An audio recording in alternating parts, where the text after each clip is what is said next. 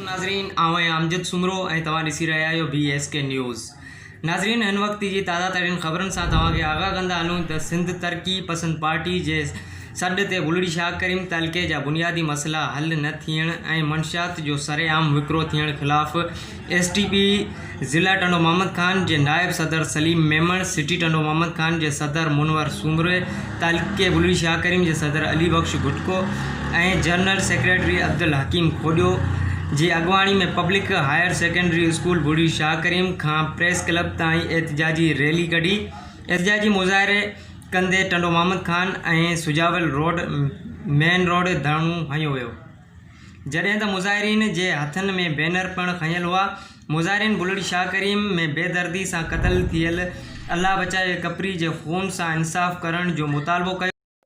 असां तरक़ी पसंद पार्टी जे प्लेटफॉर्म तां इन जदोजहद में चऊं था असां तव्हांजी रस्ता रोकंदासीं। असां अॻु में प्रेस कॉन्फ्रेंस में बि चयो तव्हां मुख़्तलिफ़ कॉलेजनि मां टेबलूं बेंचूं वठी हिते हिन कॉलेज में रखी करे 4 करोड़ रुपया हिन कॉलेज जा खाधा आहिनि। असां उन्हनि खे चऊं था, सिंध गवर्नमेंट खे चऊं था, नेब खे चऊं था तव्हां सुतल आहियो या नेब जो इदारो बि न करप्शन में मुलवज़ आहे।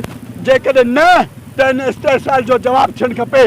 तरक़ी पसंद पार्टी उनखे वाखो कयो आहे ऐं रोडनि रस्तनि ते वाखो कंदी। शाह करीम सिटी में जेकी करप्शन थी आहे उहा सॼी ख़बर आहे त ग़रीब माण्हू खे रिलीफ मिलियो ई कोन्हे।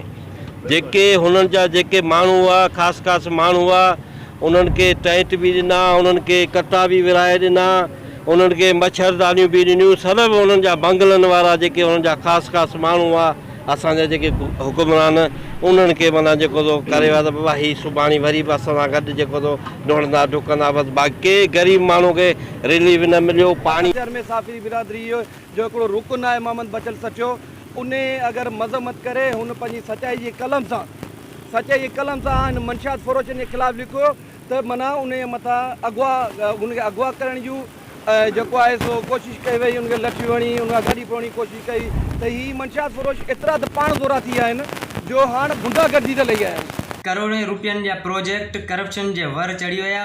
बुलड़ी शाह करीम वासी ज़हरीलो पाणी इस्तेमालु पिया कनि, जंहिं करे कारे कामण वधी वई आहे। केतिरा ई माण्हू मौत जे शिकार थी चुका आहिनि।